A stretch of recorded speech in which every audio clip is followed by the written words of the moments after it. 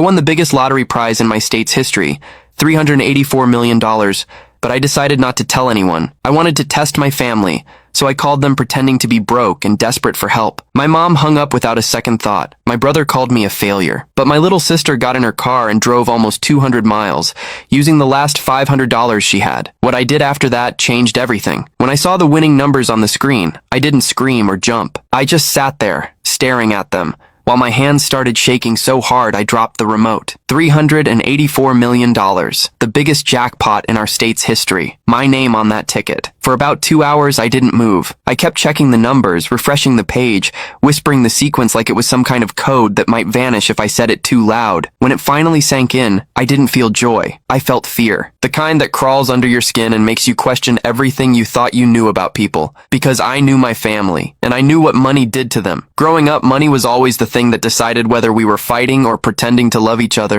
My mom used to say she'd rather die than be poor again, but she never cared who she stepped on to make that happen. My brother, Mark, followed her example, always chasing something, always angry when someone else had more. And then there was Lily, my little sister, 7 years younger than me. She used to sneak into my room at night when our parents fought and whisper that one day we'd both leave and never come back. She was the only person I ever really trusted, so when I realized I was now richer than everyone I'd ever met combined, I didn't feel like celebrating. I felt like testing something I'd never been able to test before.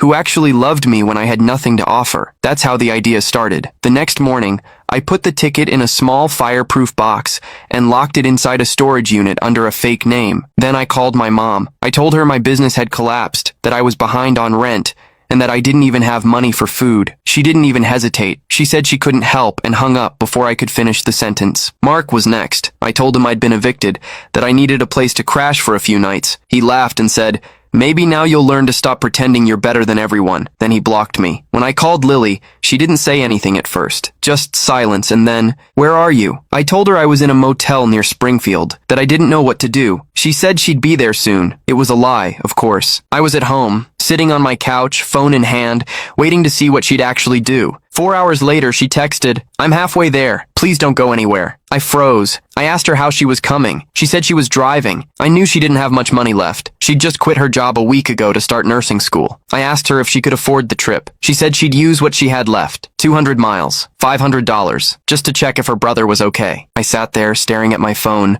feeling this mix of guilt and awe. She was the only one who didn't ask for proof, didn't hesitate, didn't make it about herself. When she finally showed up at the motel, the one I told her I was staying in, I wasn't there. She called, panicked, and I told her the truth. I said, "Lily, I'm fine. I just needed to know who would really be there for me." She didn't answer.